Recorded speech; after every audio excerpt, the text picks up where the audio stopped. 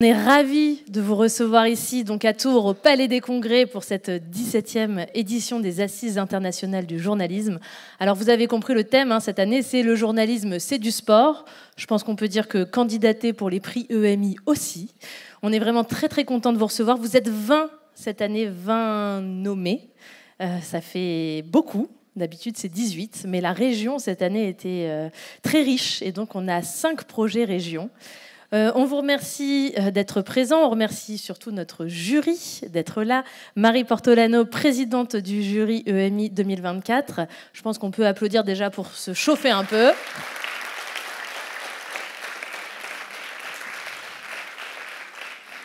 Donc, comme vous le savez, on vous a demandé une présentation de 3 minutes. 3 minutes, c'est très court, même si c'est impressionnant au départ. Je vais avoir un chronomètre, donc je vais devoir vous dire quand vous dépassez, malheureusement. C'est pas le bon rôle, mais je suis un peu obligée pour que ce soit équitable. Prenez une bonne respiration avant de monter sur scène. On y va vraiment tranquillement. Ne vous mettez pas de pression. On est presque entre nous. J'avoue que l'auditorium sur scène, ça fait tout de suite grande réception, mais ça va bien se passer. On a normalement des liens à diffuser quand vous montez sur scène. Si vous avez des indications à me donner, je suis à côté de vous, donc vous n'hésitez pas. S'il faut mettre sur pause, voilà. On prend le temps de faire les choses. La seule chose à respecter, c'est ces 3 minutes de présentation.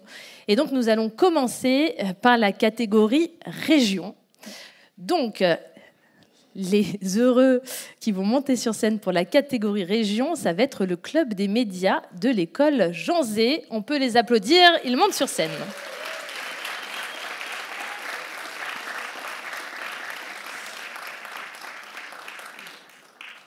Alors,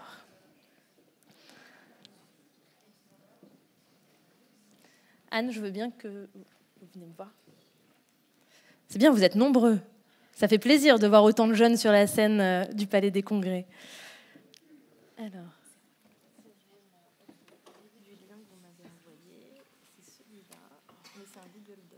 Oui.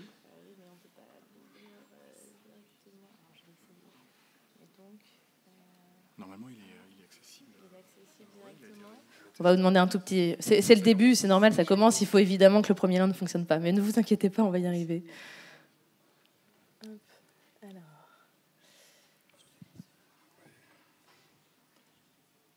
Normalement, tous les utilisateurs qui ont le lien... Écoutez, ici, ça n'a pas l'air de... Est-ce que je l'ai bien? Quand on clique dessus, vraiment, ça bloque.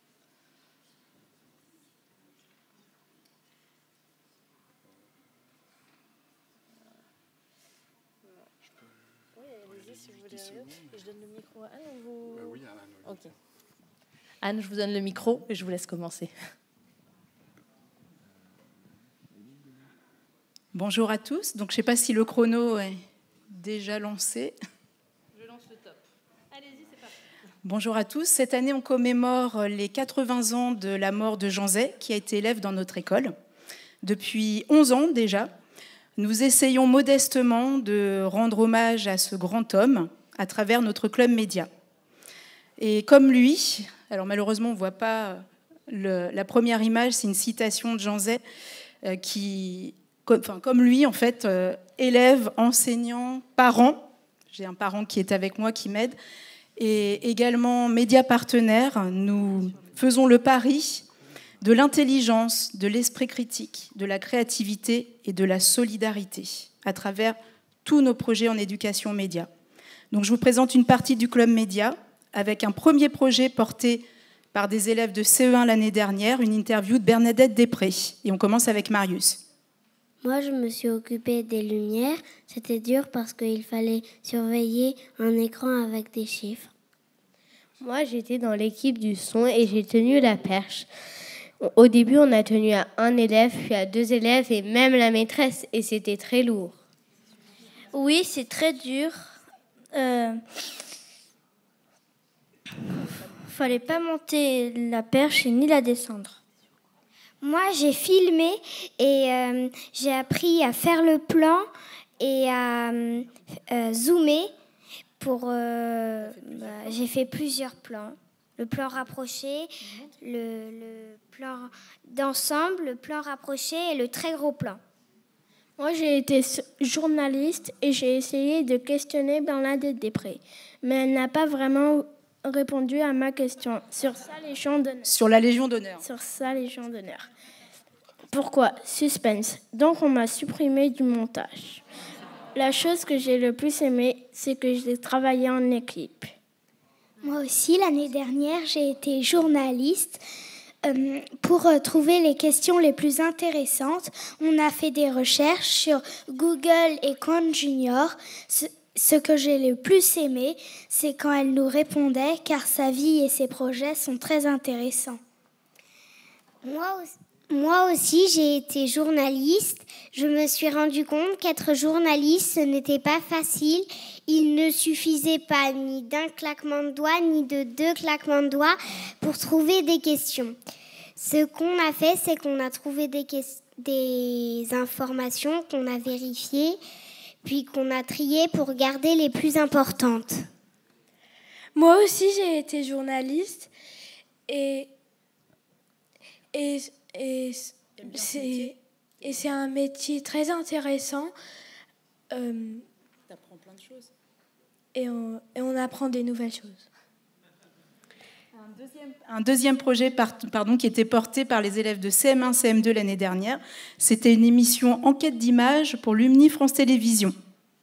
J'ai appris à m'exprimer devant les caméras et les personnes et maintenant je me sens plus à l'aise et peut-être que plus tard ça pourra me servir. Alors, ça fait 3 minutes 15. J'ai découvert comment on enregistrait le son avec un micro-cravate et la perche. J'ai tellement aimé que j'en voudrais en faire mon métier. On a appris à lire des images en plusieurs étapes, observer, décrire et comprendre le sens de l'image. On a aussi appris à décrire les émotions des personnages et les différents plans. Marius, Lucie, Noah, Louen, Amine, Saoura, Lison, Mariana, Fatou, Awalatou, Luna pour le club média de l'école Jean Zay. Bravo. Et Ronan Poznik, un super papa qui nous a beaucoup aidés. Et Anne Le Juste. Merci. Et on va continuer donc avec la catégorie région Centre-Val de Loire. Et cette fois, sur scène, on va appeler R2B, école Rémi Belot de Nogent-le-Rotrou. Vous pourriez faire un peu plus de bruit parce que vous êtes nombreux, hein. Ouais.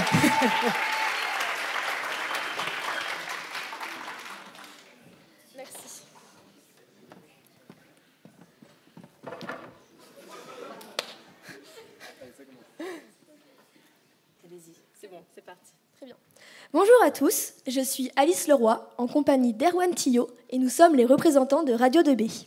Effectivement, le club radio a été créé en 2014 et a été parrainé par Jean-Pierre Coff, qui nous a donné beaucoup de conseils que nous nous appliquons de suivre, toujours de nos jours du coup.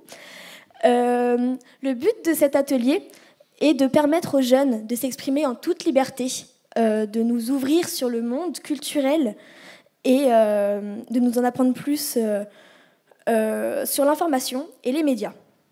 Le fait de faire de la radio nous aide également à être plus à l'aise à l'oral et nous permet aussi de vaincre notre timidité et d'utiliser un vocabulaire plus varié et mieux adapté à chaque situation.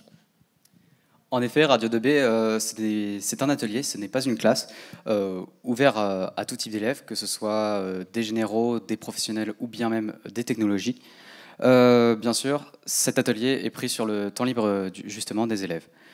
Alors Radio 2B fait également plusieurs événements, comme par exemple au début d'année scolaire, on organise du coup la semaine radio. La semaine radio, c'est quoi? C'est un direct de 7h à 20h, donc 35 heures au total en une semaine, avec bien sûr la création d'émissions, de chroniques et d'interviews justement faites par les élèves en autonomie, avec bien sûr l'appui des professeurs si besoin, bien sûr diffusé sur la bande FM. En interview, par exemple, en 2019, nous avons pu faire l'interview du ministre de l'Éducation nationale, Jean-Michel Blanquer.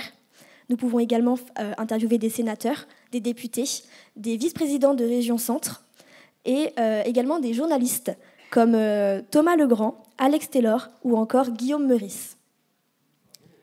En 2022, nous avons également fait un direct en duplex entre un lycée de métropole, donc notre établissement scolaire, et un lycée d'outre-mer, donc un établissement de Mayotte. C'était également une première mondiale. Et nous avons finalement un grand projet qui est en cours. Donc nous sommes une radio lycéenne et collégienne. Et notre but serait d'intégrer également les primaires de Nogent-le-Rotrou. Et la radio de B deviendrait la radio du Perche. Le but serait donc de faire un lien inter-établissement scolaire et de devenir une radio locale. De plus, nous sommes justement ici aux assises du journalisme pour tenir justement la radio 100% lycéen. Et finalement, nous voulons remercier nos chers professeurs qui nous encadrent, également nos chefs d'établissement. Nous avons aussi une pensée particulière pour Jean-Pierre Coff. Nous remercions aussi Laurent qui nous a invités ici. Et surtout, un grand merci à vous tous de nous avoir écoutés. Bravo Radio 2B. Le timing est vraiment respecté, hein. Chapeau. Ils ont répété, moi je les ai vus dans les couloirs du Palais des Congrès. Eh bien, on va appeler le suivant. Il s'agit de la chance avec la mémoire du bocage. On attend Tristan Goldbronn sur scène.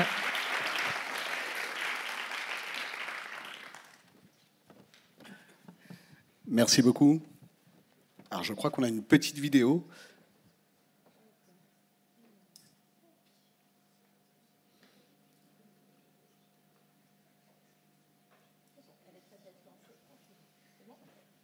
Je m'appelle Sophia Marchesin, je suis journaliste indépendante dans le Sud-Ouest et je suis très heureuse de participer au projet d'éducation aux médias et artistiques qui s'appelle Mémoire du bocage dans le Cher.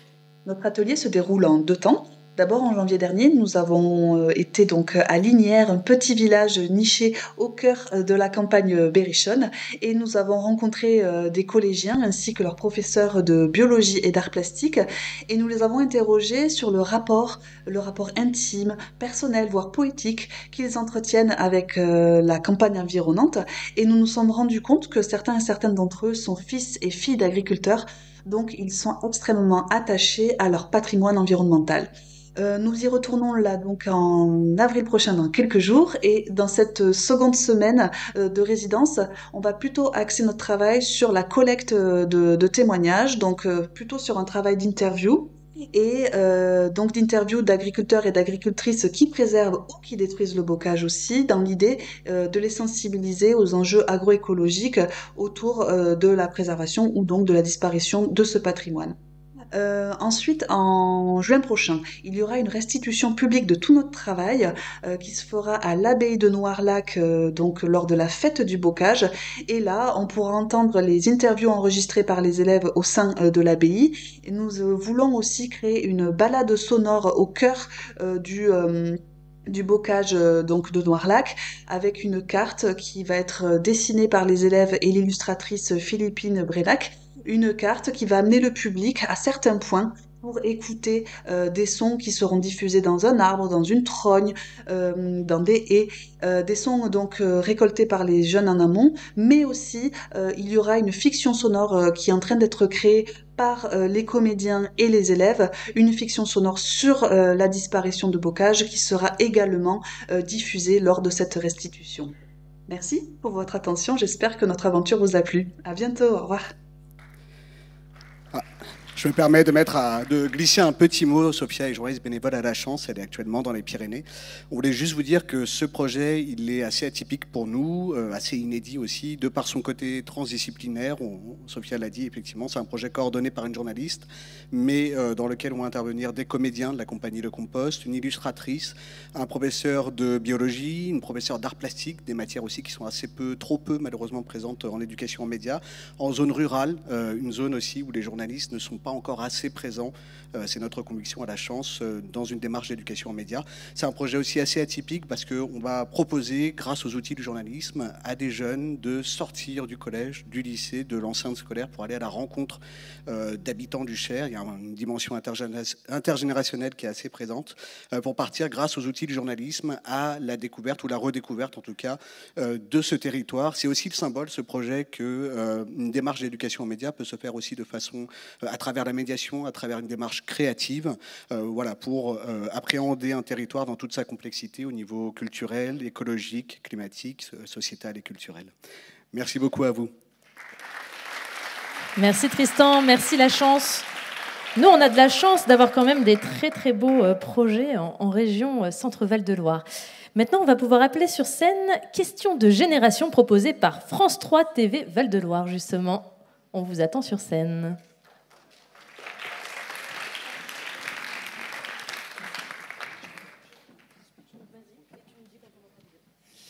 Bonjour à tous, je suis très honoré et un peu stressé parce que de se retrouver de l'autre côté, c'est pas facile, même si je suis journaliste professionnel. Je travaille à France 3 Centre Val de Loire et on vous présente un projet qui s'appelle Question de génération. C'est une chronique qui est diffusée chaque mardi dans le JT de France 3 Centre Val de Loire, le 19-20. C'est quoi? Le mardi matin, une équipe de journalistes, un rédacteur et un JRI, un journaliste reporter d'image, va dans une école, un collège ou un lycée, rencontre des élèves et leurs enseignants, et enregistre des questions face caméra. Ce sont les élèves qui posent les questions qu'ils veulent sur l'actualité, sur tout ce qu'ils veulent.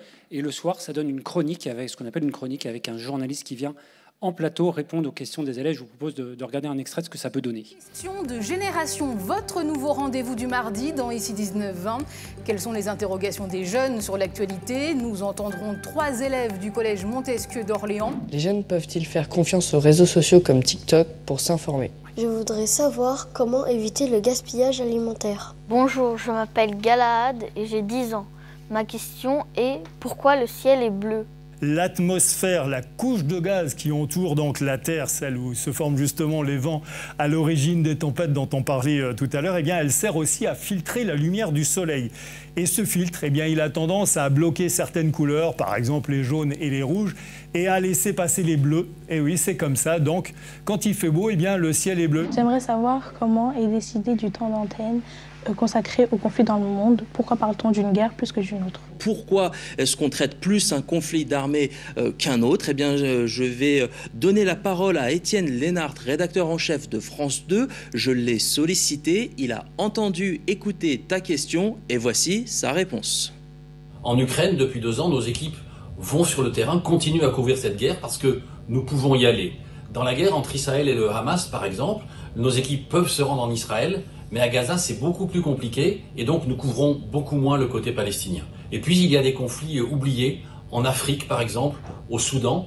Oubliés pourquoi? Tout simplement parce que nous n'avons plus la possibilité de nous rendre dans ces pays. C'est trop dangereux, ou les autorités ne nous le permettent pas. Et une guerre sans image à la télévision, ça n'est plus une guerre. Voilà, Kadji, tout ce que je pouvais te dire ce soir sur toutes ces questions. Question de génération revient mardi prochain.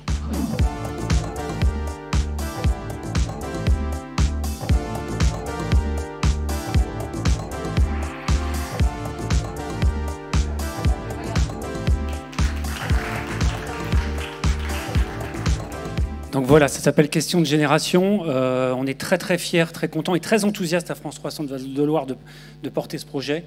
On a des retours très positifs des enseignants. Depuis le début, j'ai calculé, on est allé voir à peu près 29 établissements scolaires, vraiment partout dans les 6 départements du Centre Val de Loire. Ça fait entre 600 et 800 élèves. C'est très positif pour les élèves.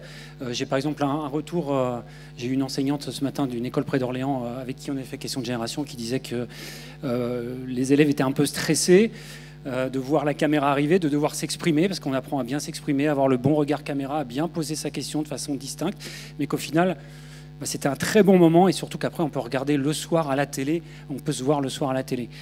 Pour nous, professionnels des médias, France 3, Centre Val de Loire, on fait partie du groupe France Télévisions, service public, on veut être un média de proximité de premier plan, c'est un rôle qui nous tient à cœur, l'éducation aux médias, donc c'est très important.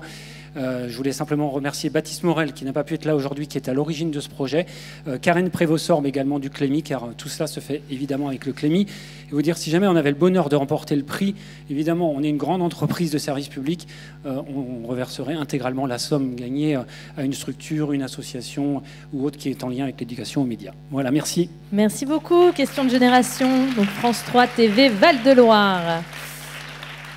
Et on va recevoir sur scène les derniers de cette catégorie Région Centre. Il s'agit de Mystère de Bourges, le collège Victor Hugo de Bourges. On peut les applaudir bien fort.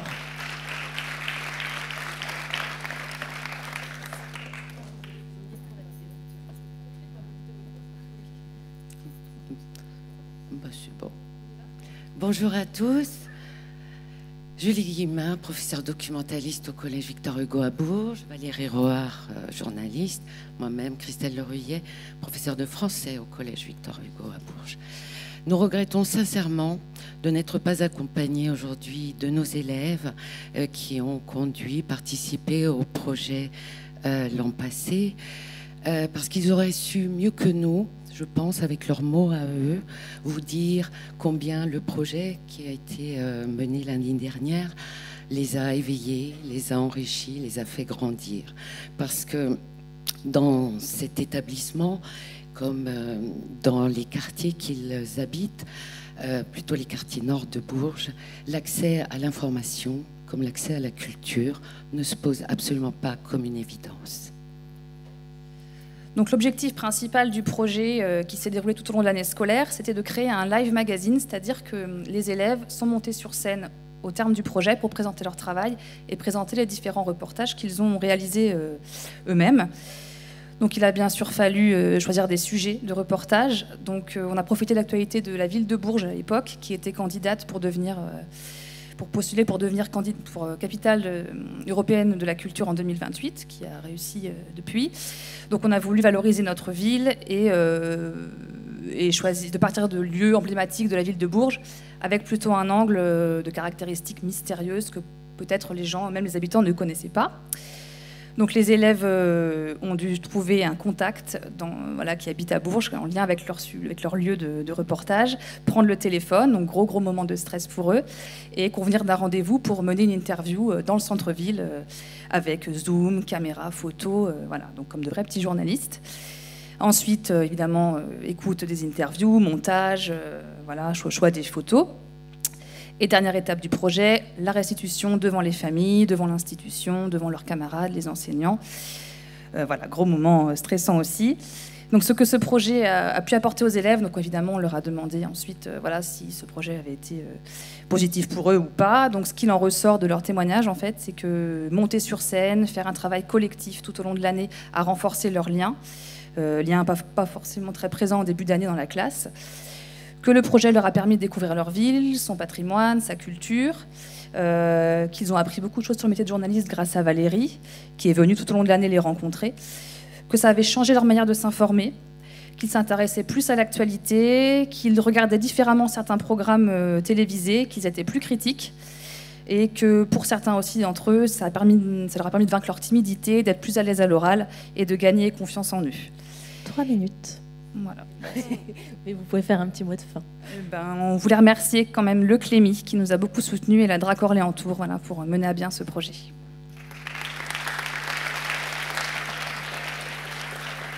Merci beaucoup, Mystère de Bourges, donc le collège Victor Hugo de Bourges.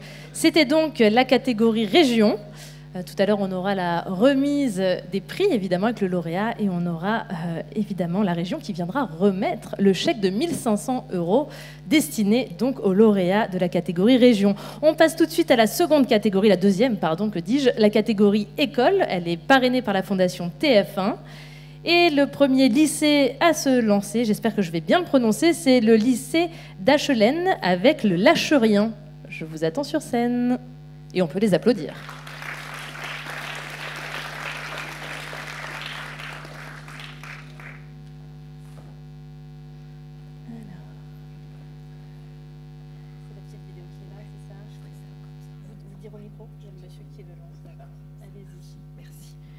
Bonjour, merci de m'accueillir. Je représente les collègues, les élèves et le journaliste qui ont réalisé le numéro 1 de Lâcherien, qui est le journal du lycée professionnel du bâtiment de Lacheléen d'Amiens. Notre journal, c'est ça. C'est un format original, un format poster qui est accroché sur les murs de notre établissement parce que les élèves vous diraient d'une que c'est plus écologique et aussi plus économique. Et s'ils osaient, ils vous diraient aussi que la mise en page et les couleurs du journal sont quand même bien plus agréables à regarder que les journaux de vieux. À y regarder de plus près, quand on s'intéresse à l'édito, c'est vrai que le journal leur ressemble. Il souligne dans l'édito que le mois de mars, c'est le mois des libertés, de toutes les libertés. C'est ce fil rouge qui est déroulé tout au long du journal, à l'image de ce créateur de contenu amiénois qu'ils ont pu interviewer et qui a décidé de vivre de sa passion, à l'image aussi de la liberté d'expression qui n'a pas de frontières avec les poèmes des élèves allophones, ou encore la question de choisir un métier perçu comme un métier d'homme quand on est une jeune fille dans un lycée du bâtiment. Et pour finir, toujours avec cette idée de liberté, changer de voie, rebondir comme l'ancien élève de notre établissement qui avait décidé de changer de voie et qui a répondu aux questions de nos enquêteurs en herbe. Mais notre journal, c'est plus que ça aussi, en fait, parce que derrière chaque article se cache un contenu web. Il est accessible, le contenu web, par le biais des QR codes qui sont situés juste en dessous. Et je vous propose de vous montrer à quoi ça ressemble, avec un extrait qui est le prolongement de l'article qui concerne donc être une fille dans un CAP maçonnerie. Les élèves du Club Média ont fait le choix de montrer ce que c'était qu'être une enseignante dans un lycée du bâtiment. On lance la vidéo. Merci. J'enseigne la taille de pierre en atelier, le dessin technique et la technologie associée à la taille de pierre. Quand je suis arrivée dans ce monde-là, lors de mes premiers stages, on me disait « mais non, t'es toute frêle, t'as des toutes petites mains, tu peux pas porter ça ou tu peux pas… » Ben non, là, bah si, c'est mon choix et c'est… Merci pour l'extrait. Donc comme j'ai plus beaucoup de temps, je vous dis juste aussi que nous, notre choix, vous l'aurez compris, c'est un média transversal qui allie donc le papier et le contenu web. Et on a été, au final, c'est le Club Média qui pilote le journal, mais qui a travaillé avec des classes de l'établissement. Et au final, c'est une centaine d'élèves qui aura pu bénéficier d'un véritable parcours EMI, salué par le prix académique EMI dans le cadre du concours Mediatix l'an dernier. Voilà, je vous remercie pour votre attention et… J'ai encore une seconde. Alors, oui. J'ai édité des QR codes et je pourrais en donner à ceux qui ont envie. Comme ça, vous pourrez, par le biais du QR code, voir l'ensemble de tous les contenus qui sont dans notre journal. Merci beaucoup. Oh, je me barre avec le micro. Je reprends juste le micro. Merci beaucoup. Donc, c'est le Lâche-Rien du lycée d'Achelaine. Et maintenant, on va recevoir sur scène… Alors, on aurait bien aimé les recevoir, mais ils sont à Mayotte. C'est un peu le souci. Heureusement, quelqu'un va les représenter. C'est le collège Ali Alidi de Chiconi, Mayotte, pour leur classe de 4e et 3e média. On applaudit bien fort. C'est la représentante de l'ESJ. Bonjour à tous. Ouais, on aurait préféré que ce soit eux qui soient là. Mais à défaut, c'est un honneur et un grand plaisir de pouvoir vous parler de ce projet. Donc je m'appelle Marion, je suis étudiante en licence de lettres et je suis à l'académie de l'ESJ Lille et j'ai accompagné les élèves de Mayotte dans ce projet. Alors en fait c'est leur participation au concours Jeunes Reporters pour l'environnement. Ils travaillent au cours de l'année sur une problématique écologique. Donc cette année il y avait 2 thèmes. Le premier c'était la pénurie de l'eau à Mayotte et le deuxième c'était les oiseaux endémiques sur l'île. Donc ils sont 3 classes de 4e et 3 classes de 3e et le professeur documentaliste les répartit en 3 groupes, donc articles écrits, podcasts et vidéos. Et nous, à l'ESJ, on les accompagne, donc il y a une étudiante par groupe qui les accompagne par visio. Alors c'est pas toujours évident de bosser par visio, forcément il y a des cafouillages, mais très vite, en fait, au fur et à mesure des rencontres, on a vu qu'il y avait une complicité qui naissait avec eux. Et personnellement, moi j'accompagnais le groupe des 4e podcasts et en fait ça a été un projet qui m'a autant enrichi que je pense. C'était déjà tout d'abord hyper fort de pouvoir parler avec eux d'une situation qui les concernait directement, de leur permettre de s'approprier une information qui les touchait au quotidien et qui était la situation sur l'île. Et voilà, donc petit à petit, on a essayé de voir avec eux comment trouver son angle, comment choisir ses intervenants, comment aborder la question des 5 W, contacter un intervenant, trouver du contenu sans faire un copier-coller sur Wikipédia. Voilà. Je leur laisse la parole, ils vous en parleront bien mieux que moi. On lance la vidéo, merci. La classe journaliste est composée d'élèves ayant postulé pour pouvoir l'intégrer. Ils ont été soigneusement choisis en fonction de leurs résultats et de leur détermination. Cette classe n'est pas seulement composée d'élites, mais également d'élèves en difficulté qui ont pour but de progresser grâce au suivi et l'accompagnement de certains professeurs. Nous avons abordé plusieurs sujets comme le big data, les stéréotypes, le fake news, la vérification d'informations. Le projet de cette classe est de sensibiliser les jeunes et de développer l'esprit critique afin de pouvoir faire de nous des adultes plus responsables à l'avenir. Nous avons 2 heures par semaine en plus des autres classes d'éducation média avec Monsieur Géraud pour mieux apprendre les termes à utiliser et écrire notre article. Nous avons pu acquérir des compétences super importantes dans ce métier de journalisme, comme par exemple avoir l'habitude de toujours mettre les sources après chaque information obtenue dans des sites, dans des chaînes d'infos, dans des médias sociaux, etc. Étant en manque d'expérience, nous avons reçu l'aide d'étudiantes de l'ESJ de Lille. Elles ont su nous guider sur notre reportage.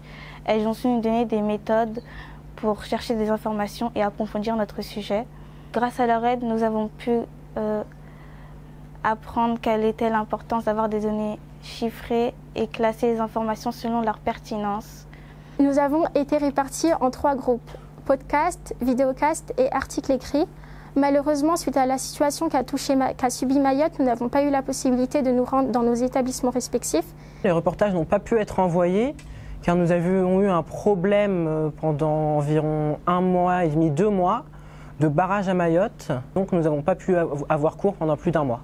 Donc l'objectif de cette année maintenant va être de finaliser les productions et conclure par une nomination aux Assises du journalisme de Tours serait une magnifique récompense pour nos élèves.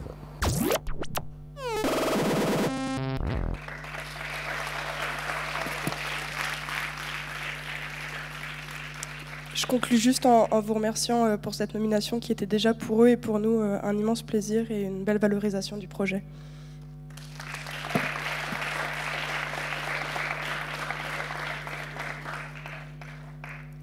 Et donc ensuite, on va passer avec les 3e du prix école. Et donc sur scène, on appelle le lycée Fresnel, lycée de Fresnel qui se trouve à Paris.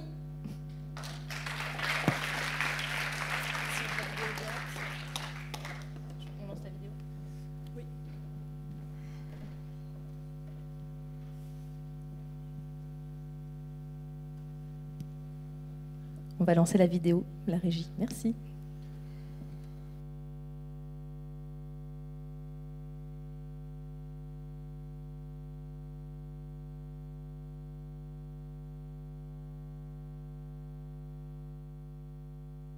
Est-ce que tu regardes du sport en général à la télé? Oui, du basket. Et sport féminin, t'en regardes un peu ou ça t'intéresse vraiment pas? Ça m'intéresse vraiment pas. Depuis tout petit, je regarde des sports masculins. Est-ce que tu penses que les joueuses féminines, elles jouent mieux que les hommes ou les hommes jouent mieux que les femmes? Sincèrement, je pense que les hommes jouent mieux que les femmes. Comme vous avez pu le constater, il y a encore beaucoup de travail. En tant qu'étudiante, j'ai souvent remarqué qu'en cours de sport ou en dehors, les filles, on était souvent mises à l'écart. Alors avec les filles du projet, on a décidé de hausser la voix et montrer que nous aussi, on est capable de faire des miracles en sport, même mieux que certains garçons. En novembre, avec les membres du CVL, donc du conseil de vie lycéenne, on décide d'organiser un tournoi de foot. Et donc on remarque qu'il y a plein de propos sexistes, voire misogynes, comme les filles, on ne veut pas de filles dans l'équipe. Donc ensuite, on lance un débat tellement passionné que Madame Ollier nous propose de creuser le sujet. Un groupe de motivés se forme et ont créé le projet F. F pour Fresnel, notre lycée, et F pour femmes, pour leur donner plus de visibilité. Donc du coup, le sujet de notre projet sera la place de la femme dans le sport. En décembre, une journaliste vient nous parler d'EMI. Et on constate que la place des femmes dans les médias sportifs n'est pas encore acquise. Donc on lance un ciné-débat sur le film Les femmes, #pas là pour danser. En janvier, on a mis nos casquettes d'apprentis journalistes et on est parti interviewer notre prof de sport et une classe de seconde avec qui on a fait un micro-trottoir, comme vous avez pu l'entendre. En février, on a interviewé une boxeuse et une entraîneuse de sport féminin et ils nous ont prouvé que le sport n'a pas de genre, il est universel. Et en mars, on a découvert notre nomination pour le prix d'EMI, donc on a préparé notre présentation. En février, on enregistrera notre émission radio, le projet F. Et en mai, nous irons voir la pièce féminine de Pauline Bureau sur le foot féminin. Je crois que Margot et Joseph ont parfaitement résumé le projet F. Je vais donc conclure sur notre engagement en éducation média à l'information au lycée Fresnel. Ça fait maintenant 3 ans que nous avons installé un studio de web radio dans la petite salle attenante au CDI. Et dans cette salle, les élèves, les enseignants de toutes disciplines apprennent à utiliser ce média et comprennent peu à peu les enjeux, l'importance et l'utilité pédagogique pour les élèves. En effet, la radio permet aux élèves de prendre confiance à l'oral, de développer leur esprit critique et d'être plus à même de réagir de façon éclairée face à l'information, donc que ce soit qu'ils la cherchent ou qu'elle vienne à eux, quand ils la produisent et quand ils la diffusent également. Et nous avons également tout un tas de partenariats avec, par exemple, la Maison de la Radio, où nous nous sommes rendus plusieurs fois, la BPI, où nous faisons aussi des ateliers médias. Et voilà, nous participons à des concours également. Et la radio nous aide à développer tout un tas de qualités chez nos élèves. 3 minutes. Ce projet a attisé ma curiosité sur le sport féminin et m'a permis de développer mon aisance à l'oral. Ce projet m'a apporté une nouvelle vision sur le sport. Remporter ce prix aujourd'hui serait pour nous une grande victoire. Et c'est la preuve que si on y croit très fort, on peut aller très loin. Un pour tous. Et tous pour une. Merci le lycée Fresnel. Merci. Et c'est ainsi que se conclut donc la catégorie école, prix école. Nous allons donc changer de catégorie. On va passer à la catégorie associative qui est parrainée par France Média Monde. On va partir loin avec cette catégorie, direction le Québec. On accueille sur scène CQEMI avec hashtag 30 secondes. Avant d'y croire, on peut les applaudir.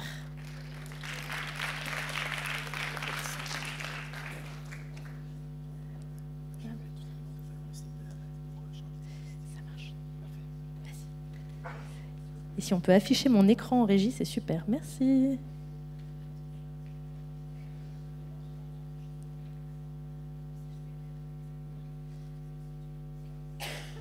Ah.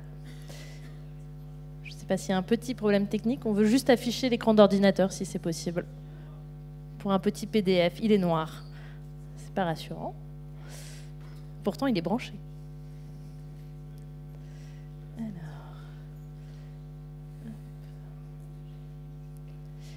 Et est-ce que là, ça va mieux?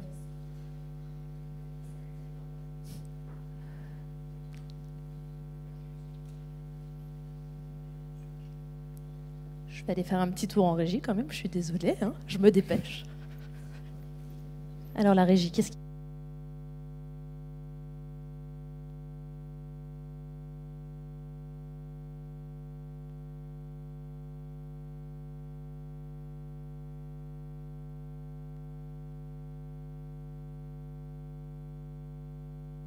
On va y arriver, grâce à la super technique qu'on peut applaudir d'ailleurs. Merci.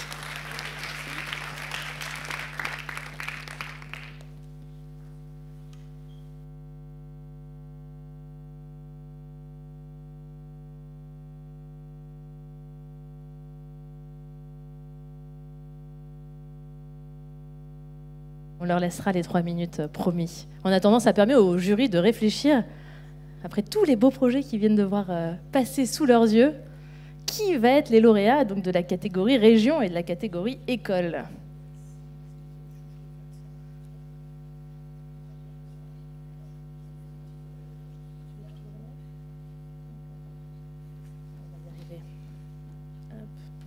Je suis désolée, il faut que je fasse plusieurs choses en même temps.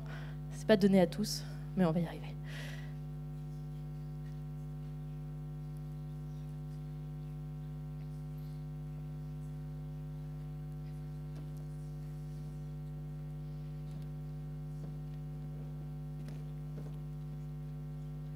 Bon. On commence, Thibaut, et puis... Je vais faire ça. Ça va. Ok, ça marche. Et nous, on essaye, en attendant, on essaye de trouver une solution. Je vous laisse commencer. Parfait. Donc, j'y vais. Génial. Alors, je suis convaincu que vous tous et toutes ici connaissez très bien le fameux film de 1998, mais je vais quand même vous offrir une définition de ce qu'est, pour moi, un dîner de cons. Un dîner de cons, c'est un événement au cours duquel, comme tête d'affiche, on est ridiculisé, on n'est pas pris au sérieux, on est, pour le dire en bon québécois, on est niaisé. Lorsque j'anime un atelier pour le Centre québécois d'éducation aux médias et à l'information, le CQMI, j'ai un peu l'impression de participer à un dîner de cons. Pourquoi? C'est parce qu'il y a 60% de l'assistance, qui est composée surtout de jeunes Québécois et de jeunes Québécoises, il y a 60% de l'assistance qui ne fait pas confiance à l'institution que je représente, c'est-à-dire les médias. Ça, on parle de près de 2 participants sur 3 qui, dans la classe, est un peu antipathique envers moi. Donc, c'est quand même beaucoup. De ça, on peut déduire 2 choses. La première, c'est que, premièrement, le CQMI est très, très pertinent dans ce contexte-là.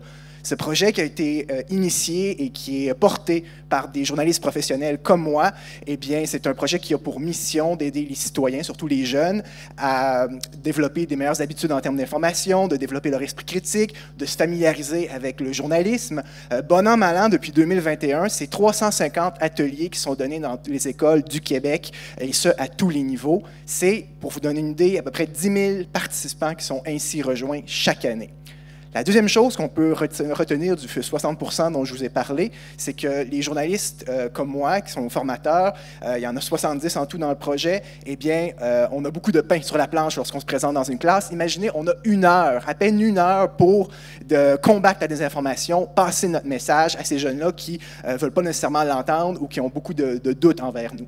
Donc, comment on fait? Moi, personnellement, aux jeunes, je vais combattre le feu par le feu et je vais leur parler de confiance. Je vais leur dire d'imaginer un monde dans lequel c'est un monde de canulars, de demi-vérité, un monde de fausses nouvelles, un monde dans lequel le mensonge, c'est la norme plutôt que l'exception. Dans ce monde-là, eh bien, c'est impossible de faire confiance, de confier son avenir à son prochain parce que, justement, il manque ce ciment social qui est essentiel, qui est la confiance. Chaque fois que vous renoncez à démêler le vrai du faux, vous, dans le fond, ce que vous faites, c'est que vous érodez le ciment social qui est la confiance et vous favorisez l'apparition d'un tel monde. Et vice-versa, lorsque vous faites preuve d'esprit critique, au contraire, vous favorisez un monde où le vivre ensemble est possible, où c'est possible de faire société. Une fois que j'ai dit ça, c'est comme ça que je commence mes ateliers. Généralement, le reste de l'atelier, il se déroule assez bien, il est assez sans histoire parce que les jeunes, honnêtement, même si on leur parle de logique algorithmique des réseaux sociaux, si on leur parle du b.a.-ba des métiers de journalisme, si on leur parle de leur temps de cerveau disponible aux annonceurs, honnêtement, ils sont au courant de tous ces enjeux-là. Ils sont vraiment moins bêtes qu'on peut bien le penser, que certains peuvent bien le penser. Par contre, moi, comme journaliste formateur, mon rôle et ce qui fait que ça les dynamise et que j'apporte une plus-value, c'est lorsque je fais un portrait d'ensemble et que je connecte tous ces points-là ensemble, lorsque je leur parle de c'est quoi le contexte de tout ça dans les enjeux démocratiques. Et ça marche parce que après chaque formation, on sonde les jeunes et en tout, il y en a 80% qui sont sondés à la suite des ateliers qui disent qu'ils vont changer leurs habitudes en termes de consommation d'informations. 80%, c'est quand même significatif comme chiffre. Donc, on peut déduire de ça que les actions de sensibilisation du CQMI sont vraiment très pertinentes. Nous, ça nous motive au CQMI à poursuivre notre mission et ça nous motive aussi à, espère-t-on, devenir un carrefour de toutes les initiatives d'éducation aux médias et à l'information au Québec. Donc, je pense que ça vaut bien le fait de participer à un dîner de cons une fois de temps à autre, quoi. Merci pour votre attention. Merci beaucoup. CQMI, désolé pour le petit problème technique, mais on s'est rattrapé. On a réussi à tout passer. Merci beaucoup. Je reprends mes fiches. Hop. Ensuite, on va enchaîner avec Radio Pulsar, avec leur atelier, leur podcast, avec des détenus du centre pénitentiaire du Poitiers-Vivonne. On les accueille sur scène. Merci.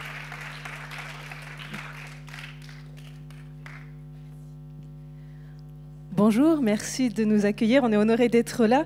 Petite courte présentation de Radio Pulsar. Donc, c'est une radio associative qui est née dans un lycée à Poitiers, qui a grandi, qui est devenue une radio locale à part entière, qui s'est rapprochée de l'université et donc qui porte l'éducation aux médias dans son ADN depuis le départ.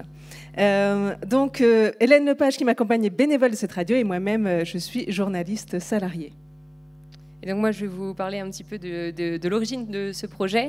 En fait, je suis éducatrice à l'environnement et dans le cadre de mon métier, je suis intervenue dans le centre de détention. Et à la suite de ces interventions, je me suis rendu compte qu'il y avait une grande richesse au sein des détenus et que ces gens-là étaient très éloignés de l'éducation à l'environnement, mais aussi à l'éducation aux médias et l'information. Et donc, j'ai essayé de créer du lien entre ma passion bénévole et les interventions que j'avais pu faire à la prison. Donc je vous propose d'écouter un petit extrait. On est pratiquement coupé du monde parce qu'à l'extérieur, on a toutes les données, on a nos portables, on a notre tablette, on a notre ordinateur, on a toute notre famille autour de nous qui nous donne des informations. Arrivé en prison, nous sommes un peu perdus, on n'a plus de renseignements, on est un peu isolé, il faut faire le deuil de l'extérieur d'un côté et nous fabriquer une nouvelle vie à l'intérieur. Donc vous l'avez compris, dans un lieu de détention, on a une restriction de fait dans l'accès à l'information. L'information pourtant est essentielle pour toute personne privée de sa liberté. On s'en est bien rendu compte lors de cet atelier. Connaître sa situation judiciaire, les règles qui gouvernent la vie de l'établissement, c'est non seulement un droit, mais c'est aussi une manière de limiter la vulnérabilité face aux abus, aux injustices et à la discrimination. Alors on avait un petit groupe d'à peu près 8-10 personnes. Alors c'est pas toujours simple en centre de détention parce qu'ils peuvent aller au parloir ou être au mitard ou ne pas être inscrit sur la liste. Pour participer à l'atelier, c'était donc dans le quartier Homme, centre de détention, c'est-à-dire des personnes condamnées à des longues peines. On a commencé par évoquer leur rapport aux médias, puis on est passé par des jeux pour parler de la question des fausses informations, de la nécessité de prendre le temps de vérifier. On a abordé aussi de façon ludique le rôle du journaliste, notre charte de déontologie. Et il y avait toujours des débats passionnés. Donc, ce qui nous a permis ensuite d'enregistrer dans les séances suivantes leurs débats sur l'information sur toutes ces facettes. Donc, on a mis un petit studio de radio dans la prison. Vous savez, maintenant, les fabricants nous font des choses magiques qui nous permettent vraiment de faire ces ateliers. On a parlé de l'information au sens de l'actualité du monde, mais aussi des informations qui circulent ou qui ne circulent pas en prison. La place de l'information dans l'organisation d'une prison, les fragilités que ça peut entraîner. Alors, c'est des petites choses comme, par exemple, « Ah, t'as pas cantiné ton bonnet de bain ? Tu vas pas pouvoir faire natation ?» Donc ça, c'est le petit nouveau qui arrive. On lui dit qu'il fallait prendre un bonnet de bain, soi-disant qu'il y aurait une piscine. Mais ça peut être aussi quelqu'un qui nous a raconté qu'il a appris la mort de son père plusieurs mois après, le temps que l'information soit vérifiée par l'administration pénitentiaire, ou un qui a été désigné comme pointeur, c'est-à-dire violeur, et donc qui est resté dans sa cellule pendant de longs mois avant d'être changé d'établissement pour ne pas être violenté par les autres détenus. Et le dernier épisode qui fera donc l'objet de notre podcast, c'est sur la rumeur que les détenus ont appelée la vivonnerie. C'est donc à la fois un divertissement, mais aussi un enjeu de pouvoir. Faire une petite phrase 3 minutes, allez-y.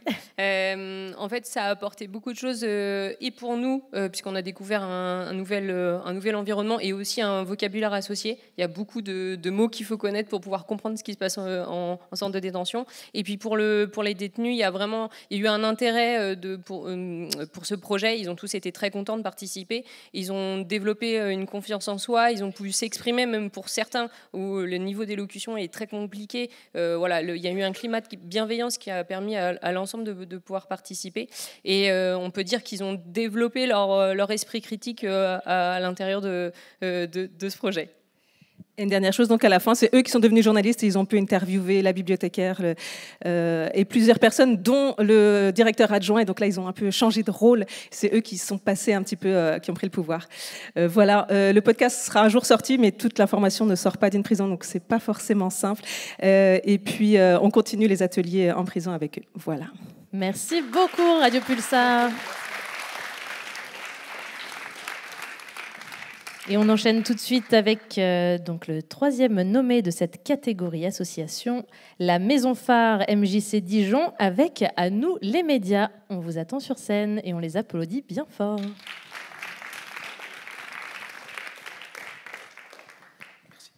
Bonjour à toutes et à tous, et on est ravis d'être là. Du coup, moi je suis Stéphane Aquin, je suis animateur d'éducation populaire à la Maison Phare. Donc on est une structure d'éducation populaire dans un quartier politique de la ville, la Fontaine-Douche à Dijon. Et dans le cadre de notre projet social éducatif, l'éducation aux médias à l'information, c'est un axe majeur en fait pour l'émancipation des jeunesses et des familles de notre quartier. Notre projet en fait, c'est un après-midi sur le thème des médias. C'est un projet qui coordonne des travaux entre les collèges, entre le collège, les écoles du lycée, les écoles primaires, les jeunesses, familles du quartier, et puis la Maison Phare, structure d'éducation populaire. On s'est appuyé sur un outil pédagogique des Infox, parce qu'on est en partenariat avec la Fédération régionale des MJC Bourgogne-Franche-Comté. Je te laisse peut-être, Sarah, parler de l'outil pédagogique des Infox. Merci, bonjour à toutes et tous. On est très ravis d'être là et d'être nominés. C'est déjà pour nous incroyable. Donc oui, je vais vous parler rapidement du projet de la Fédération régionale des MJC de Bourgogne-Franche-Comté. Historiquement, les MJC se sont toujours investis dans les questions d'éducation au sens large. Éducation aux médias et à l'information en font partie. Une de nos valeurs est l'émancipation des jeunesses et de toutes et tous plus globalement. On accueille tout le monde et avec les personnes qui s'investissent dans nos projets, on essaye de travailler à ces questions de valorisation, d'émancipation, et ça passe évidemment par l'éveil à l'esprit critique. On a développé tout un travail d'animation et de formation autour d'un outil qui s'appelle Desinfox. C'est un outil qui est descendu de notre tête de réseau national, MJC de France, qui nous ont formés pendant de longs jours complexes, mais sur l'éducation aux médias, à l'information, pour pouvoir ensuite redescendre ce qu'on a pu apprendre au niveau local et régional pour les publics, et ce qui a permis de travailler à ce beau projet qu'on va vous présenter en vidéo.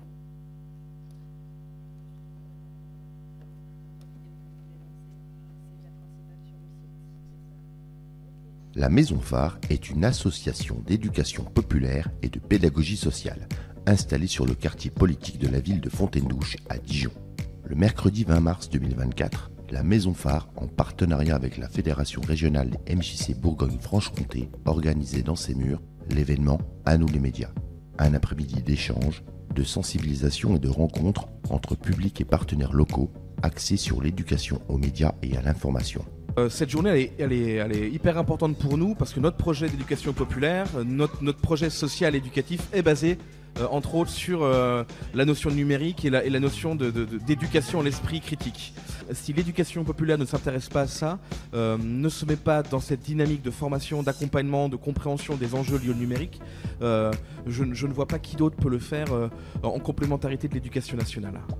Mais l'événement À nous les médias, c'est surtout la restitution publique d'un projet qui coordonne pendant l'année scolaire des travaux d'éducation aux médias et à l'information entre les écoles et collèges, les familles et jeunesses du quartier de la Fontaine-Douche et une structure d'éducation populaire comme la Maison Phare. Des élèves du quartier ont contribué à préparer et à animer les ateliers. On a un atelier quiz qui a été conçu par des collègues. Malheureusement, on ne peut pas tout vous montrer. La vidéo est trop longue. Merci beaucoup. Il y a eu une multitude d'ateliers qui se sont... je te laisse peut-être les détailler. Des ateliers tout au long de l'année, en fait. Donc ça touche 6 classes de 3e d'un collège qui ont travaillé aussi à être des ambassadeurs. Donc on les a formés sur des questions de EMI. Ils ont travaillé à être des ambassadeurs en rencontrant des CM1, CM2 pour transmettre un message voilà, de prévention. Parce qu'en fait, je pense que l'EMI, elle s'adresse aussi à un public de plus en plus jeune et de plus en plus précoce. Donc voilà, pour finir. Peut-être juste pour finir quelques chiffres sur la région Bourgogne-Franche-Comté, même sur le territoire national. Ici à Dijon, c'était plus de 200 jeunes qui ont été sensibilisés via ces ateliers par Stéphane et la Maison Phare. Et puis en région Bourgogne-Franche-Comté, plus de 600 jeunes. Et au territoire national, on touche plus de 2000 personnes avec ces ateliers de sensibilisation. Merci beaucoup, on est ravis d'être là.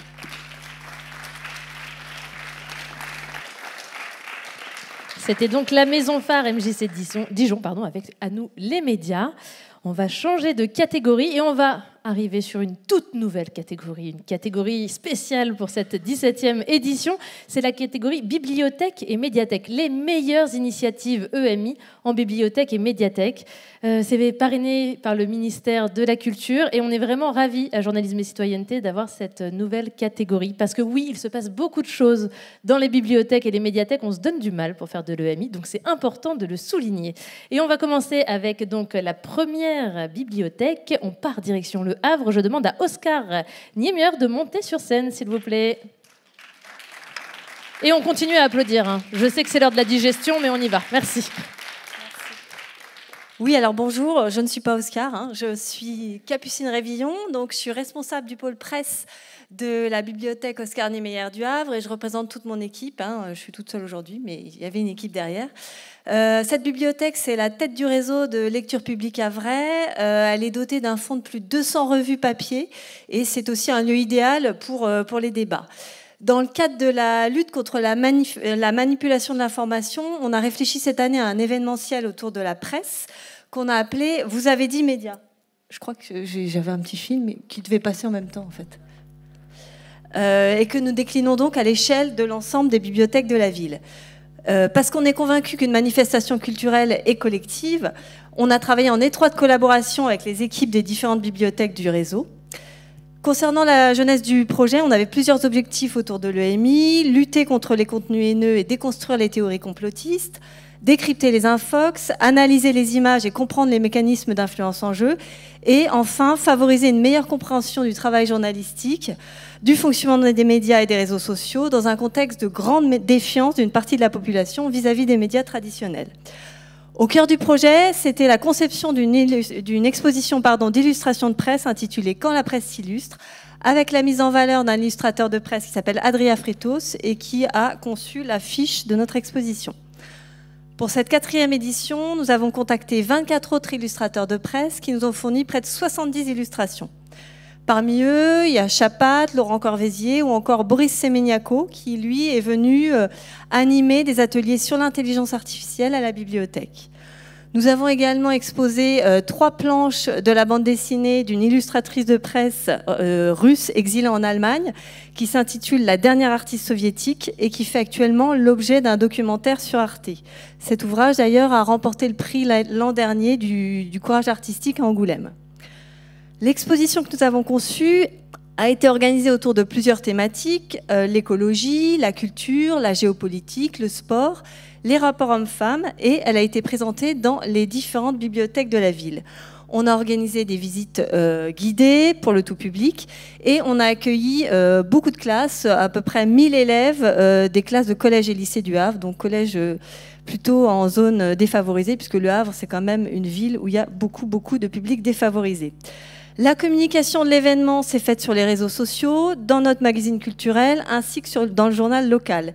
Et l'affiche de l'exposition a été en format de co dans toute la ville.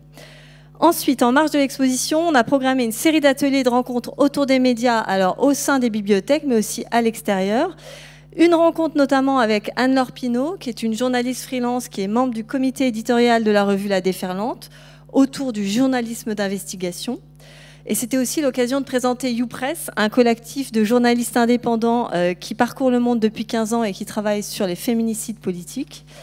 On a organisé également une masterclass sur les jeunes journalistes avec le sociologue des médias Jean-Marie Charon, des ateliers sur les fake news avec un journaliste qui est venu de Rouen à destination des scolaires, mais également un atelier sur les caricatures et la liberté d'expression avec une journaliste de l'association Entre les lignes. Et on a également projeté un documentaire qui s'intitule « Le journalisme au temps de la Grande Guerre 14-18, la presse en mission » de Xavier Pajot, qui raconte l'histoire des journalistes de presse entre censure et vérité. Alors notre bilan, c'est une grande pluralité de publics.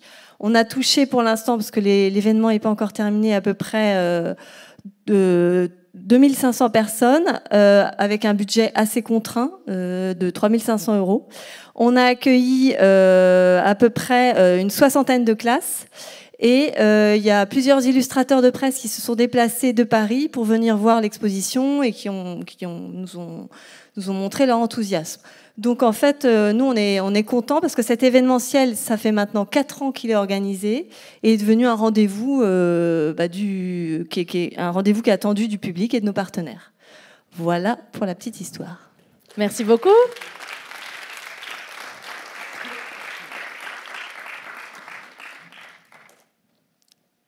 Et donc après le Havre, on va demander à la Cité des Sciences et de l'Industrie, donc on part à Paris, Labo Média, donc pareil dans la catégorie bibliothèque et médiathèque. On l'applaudit très fort.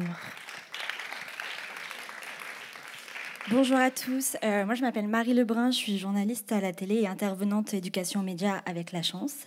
Donc je viens vous présenter Labo Média, qui est un projet qu'on a fait donc, avec la Cité des Sciences et de l'Industrie et l'association La Chance. Labo Média, c'est quoi? C'est donner la parole des jeunes, faire porter leur voix sur la question du développement durable, et notamment cette année sur la question de la désertification des sols. Donc on était avec 5 lycées professionnels et collèges, on a accompagné des enfants dans la réalisation d'une vidéo. L'idée de ce projet, c'était vraiment de leur donner la parole sur, donc, je le disais, le développement durable, mais surtout qu'ils aient le choix de le faire comme ils le voulaient. Ils étaient encadrés par des journalistes, alors à la fois spécialisés dans la vidéo et à la fois des journalistes scientifiques.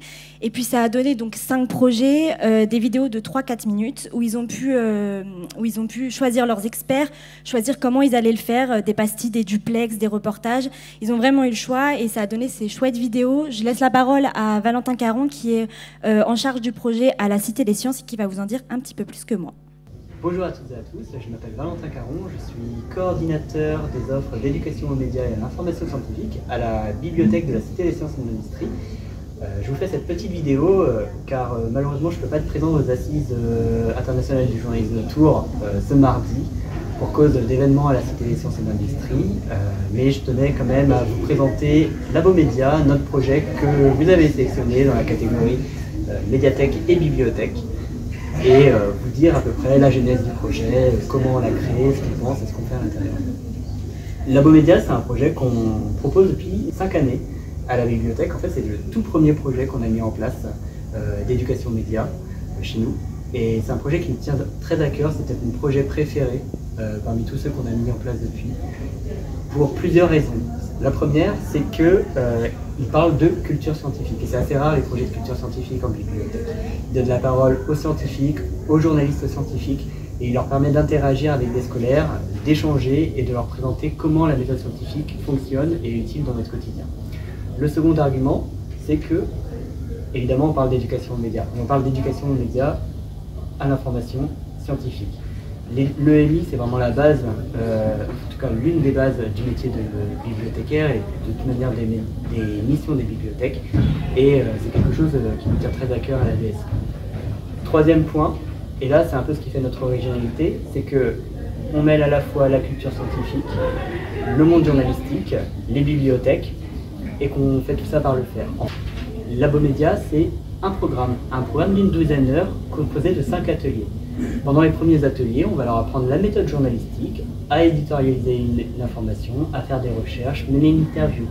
À la fin de ces 3 premiers ateliers, les élèves auront du coup décortiqué un sujet d'actualité scientifique, vu comment il a pu être influencé par la désinformation ou non, et interviewer un chercheur, une chercheuse sur la thématique en question. Au 4e atelier, la plupart du temps ils viennent à la cité, mais ça peut se faire ailleurs, ils iront une petite capsule vidéo de 3 à 4 minutes, c'est assez court par rapport au nombre d'heures et à l'ensemble des contenus qu'on veut faire, mais qui en fait synthétise le travail des élèves. Et ce qui est vraiment intéressant, c'est que c'est eux, alors encadrés évidemment, éditorialisation, au tournage, en passant par le montage. C'est vraiment ce qui fait à mon avis la force de Labo Média, c'est vraiment cette interaction et cette participation des élèves tout au long du projet. En conclusion, je voulais juste remercier La Chance avec qui on a réalisé les reportages Labo Média cette année. Et vous souhaitez à toutes et à tous une bonne fin de journée et à très bientôt. Au revoir. Alors, juste pour conclure, je vous donne juste quelques chiffres. Donc, c'est 5 reportages cette année avec Labo Média, 150 élèves qui ont été touchés et qui ont pu se mettre dans le rôle de journaliste et encadrés par une dizaine de journalistes. Donc, je vous ai dit, des journalistes scientifiques et des journalistes télé. Voilà, merci beaucoup. Et on applaudit donc Labo Média, la Cité des Sciences et de l'Industrie. Maintenant, je vous propose de retourner en Normandie. Décidément, ils sont très présents sur ce prix bibliothèque cette année. On va accueillir la médiathèque Le Phénix de Colombelles, qu'on applaudit très fort, évidemment.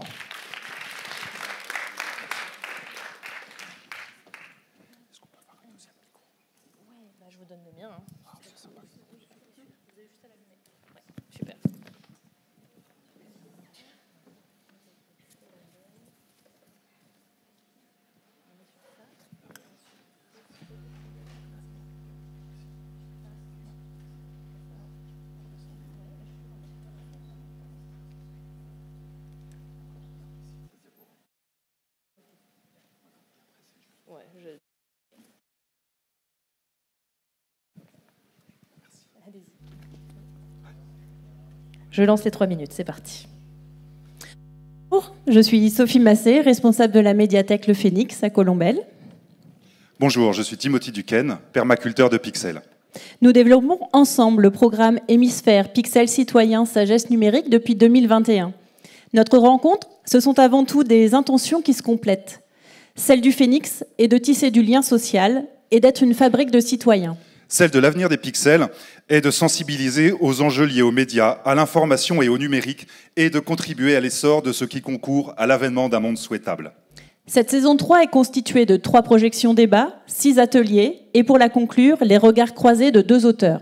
Nous sommes conscients que le monde est aujourd'hui le théâtre d'une guerre de l'information, de la fragilisation de nos démocraties qui résulte de la désinformation, des dangers liés à la propagation des discours de haine, ou encore des impacts délétères de l'économie de l'attention. Mais nous savons aussi que la production journalistique de qualité est pléthorique, que le web regorge de pépites, que les outils numériques nous permettent d'apprendre, de faire entendre notre voix et de coopérer. Pour instaurer la saison, notre choix s'est porté sur l'un des films de la série La Fabrique du mensonge, qui déconstruit les mécanismes de désinformation et de manipulation de l'opinion. La projection de Affaire Johnny Depp-Amber Heard, la justice à l'épreuve des réseaux sociaux de Cécile Delarue, était suivie d'une discussion en présence d'Elsa Guiol, rédactrice en chef de la série. Un film qui éclaire sur les violences sexistes et sexuelles des masculinistes à l'encontre des femmes. Le surlendemain, nous recevions Isabelle Attard pour un atelier culinaire permettant d'aborder les enjeux soulevés dans le film dans un cadre sécurisé. Parce que le Phénix n'est pas qu'une médiathèque, c'est aussi un tiers-lieu et une véritable safe place. Ce cadre sécurisant fait naître des échanges précieux, comme lors de la discussion avec Anne-Sophie Reinhardt, qui a suivi la projection de son film « Les damnés des ouvriers en abattoir ».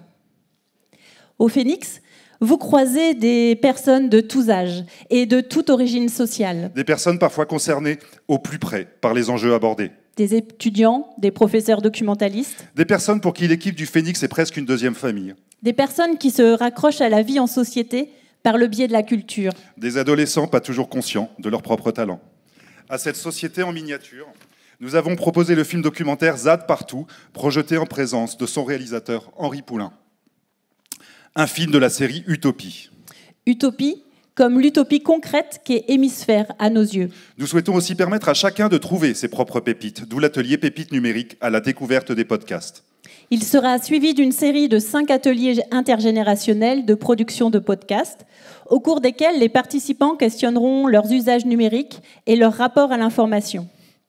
Pour nous, la médiathèque est un lieu de production de connaissances. C'est pourquoi le programme laisse des traces numériques intemporelles, librement consultables. Les éclairages d'hémisphères sont ainsi plantés comme des graines à qui ces ressources laissent du temps pour faire leur chemin dans la société.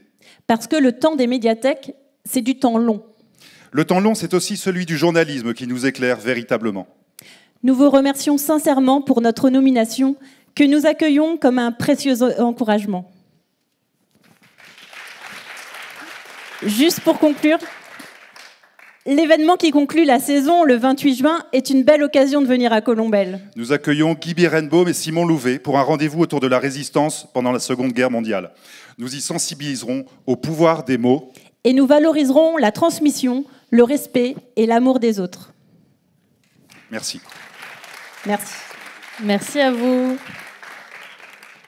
Donc c'était la médiathèque Le Phénix de Colombelles. On change de catégorie. On passe à la catégorie médias, qui, comme chaque année, est parrainée par le Clémy. Le Clémy avec qui on organise quand même 3 jours d'ateliers avec plus d'1 millier de scolaires qui sont venus. Donc aujourd'hui, ils étaient plus de 500.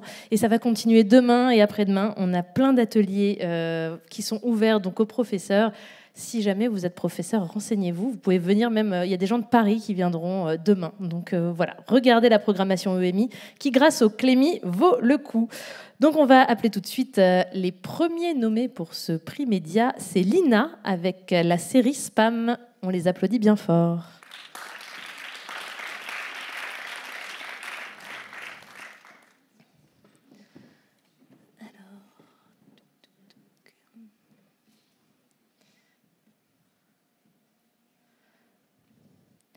Est-ce qu'on commence par la vidéo? Non. Alors allez-y, et puis vous nous donnerez juste le top pour la régie. Merci. Ah, il faut allumer le micro. Ouais. Ça marche? Oui. Ouais. Bonjour à toutes et à tous, je suis Cyrielle Lemoigne et je suis responsable éditoriale à l'INA sur le site Lumni Enseignement. Et donc aujourd'hui, je vais vous parler de Spam, qui est une série de l'INA coproduite avec France Télévisions à destination donc des enseignants et des élèves. Si j'ai vu cette image sur les réseaux sociaux, sur mon smartphone, c'est forcément que c'est vrai. Et puis les journalistes, de toute façon, c'est bien connu, ils parlent tous de la même chose et puis ils sont aux ordres des puissants. Et est-ce que je peux tout dire et tout faire sur les réseaux sociaux? Et enfin, en qui puis-je avoir confiance pour comprendre le monde? Toutes ces questions, ce sont des questions de terrain qu'on a recueillies auprès des enseignants et ce sont des questions que les enseignants entendent chaque jour dans leur classe, de la classe de CM1 à la classe de terminale. Et de ces questions de terrain, nous avons tiré 11 thématiques. Et ces 11 thématiques constituent la série Spam, qui est une nouvelle série d'éducation aux médias et à l'information, et qui donc a été fondée et conçue dès l'origine avec la communauté éducative, avec le CLEMI et avec le ministère de l'Éducation nationale et de la jeunesse. Donc pour chaque thématique, la série adopte une double approche, un contenu de 10 minutes qui est à destination des enseignants, et donc c'est un contenu qui prend la forme d'une discussion filmée. On va avoir un enseignant qui va interviewer un expert des médias, lui poser la question qu'il a entendue en classe afin de pouvoir, lui, se retrouver armé face aux questions désarmantes des élèves. Et puis, en miroir, sur la même question, on va avoir une vidéo élève, donc un format tout archive de 4 à 6 minutes qui est destiné à être diffusé en classe et qui donc fait la part belle aux archives. Je vous propose de découvrir un extrait de la vidéo « Les journalistes et les médias parlent tous de la même chose ». De diffusion de l'information. Or, ceci fonctionne selon un principe de viralité, c'est-à-dire qu'ils font apparaître les contenus qui génèrent le plus de clics, de partages, de discussions, voire de polémiques. Est-ce que vous avez des... Ah, ça conteste sur ma grappe. Ça conteste, Alors, Pire, par leurs algorithmes, les réseaux sociaux privilégient pour chaque utilisateur les contenus en lien avec ceux qu'il a déjà consultés et l'enferment ainsi dans ce qu'on appelle une bulle de filtre. De quoi encore largement accentuer l'impression d'un discours médiatique homogène où tout le monde parle de la même chose, de la même manière. Merci pour cet extrait. Donc, comme vous pouvez le voir, on utilise l'archive de façon créative, avec une touche en décalage, pour apporter donc de la réflexion et inscrire les problématiques dans le temps long de l'histoire. Ça permet d'ancrer ces sujets dans le réel et aussi de dire aux élèves que ces sujets qui les préoccupent sont loin d'être nouveaux. Alors, la réalisation de ces vidéos élèves a été confiée à Diane Liesarelli, qui est une journaliste qui travaille pour Le Monde, Libération, pour les Inrocks, et qui a aussi écrit avec Titu Lecoq l'encyclopédie du web. Un mot sur le nom de la série Spam. Donc, au-delà d'une référence évidente à la surcharge informationnelle, c'est aussi l'acronyme de savoir, penser et analyser les messages.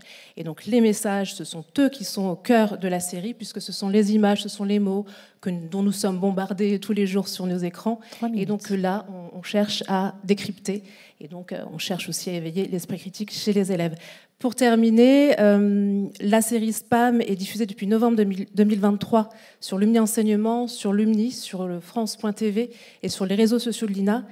Et nous nous réjouissons, la série se réjouit de comptabiliser 3 millions de vues sur les réseaux sociaux notamment. Et puis nous nous réjouissons aussi de recueillir beaucoup de retours positifs des enseignants qui utilisent ces vidéos dans le cadre de leurs cours pour les préparer et les animer avec leurs élèves. Merci beaucoup de votre attention. C'était donc Lina avec la série Spam. On passe au deuxième nommé de cette catégorie média et on appelle sur scène Milan Presse, Jean-Luc Monchy, pour Mon permis smartphone. On l'applaudit.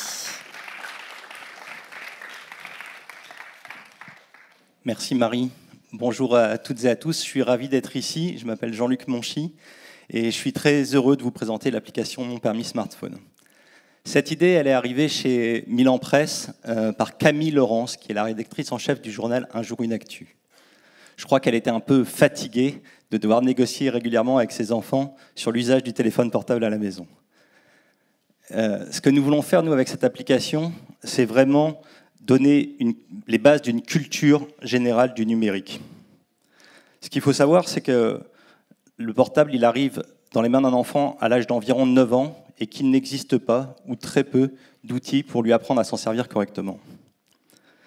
Donc nous, ce qu'on veut faire chez Milan, c'est proposer une approche plutôt éducative et responsabilisante. Aujourd'hui, la plupart des applications qui existent, elles sont punitives ou restrictives, c'est le contrôle parental. Il n'y a pas beaucoup d'autres outils que ça, et nous, on propose une approche un petit peu différente.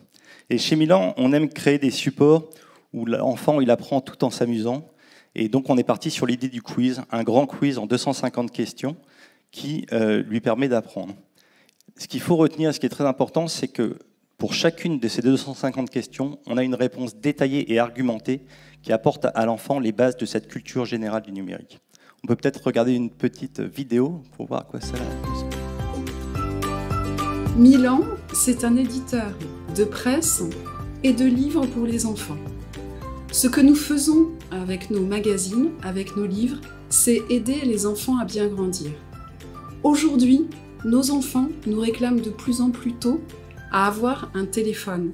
Et nous savons que pour bon nombre de parents, c'est une réelle inquiétude, car un téléphone, il faut savoir bien l'utiliser.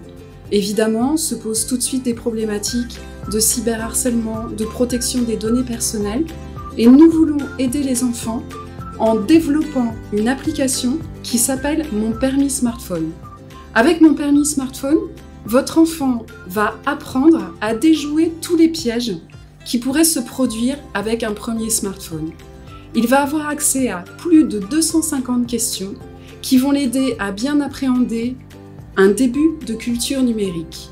Puis, il pourra passer un code, comme un code de la route, en faisant moins de 5 fautes à une série de questions. Une fois qu'il aura obtenu son permis smartphone, vous pourrez ensuite signer avec lui un contrat pour qu'il utilise bien son téléphone de manière raisonnable et raisonnée.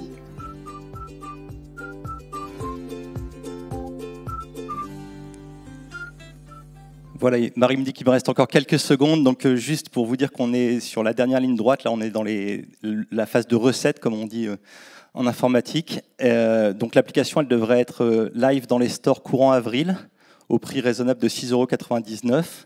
On a aussi pensé à une possibilité d'achat en nombre pour les collectivités territoriales. Par exemple, un conseil départemental qui souhaiterait équiper tous les collégiens de son département de cette application, il pourrait le faire grâce à un système de code. Et enfin, nous travaillons en ce moment à une version web de cette application pour un usage en classe avec des accompagnements un accompagnement spécifique pour les enseignants. Voilà, j'espère que ce projet vous a plu. Et la petite mascotte s'appelle Smarty. Merci beaucoup pour votre attention. Merci beaucoup Jean-Luc. Donc c'était Milan Presse avec Mon Permis Smartphone. Et on passe au dernier nommé de la catégorie médias. Je vais appeler sur scène Endémique pour Dans la tête des sportifs. Et on applaudit.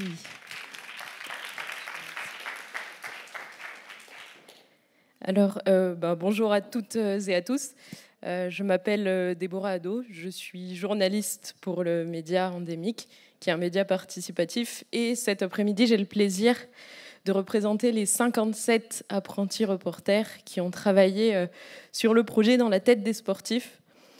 3 minutes, c'est court, parce qu'à Endémique, on a l'habitude de prendre le temps de rencontrer les habitants, de construire des reportages avec eux, de parler d'informations, de médias, de journalisme, d'apprendre à faire du montage vidéo, à écrire des articles. Et c'est ce qu'on a fait pour le projet Dans la tête des sportifs.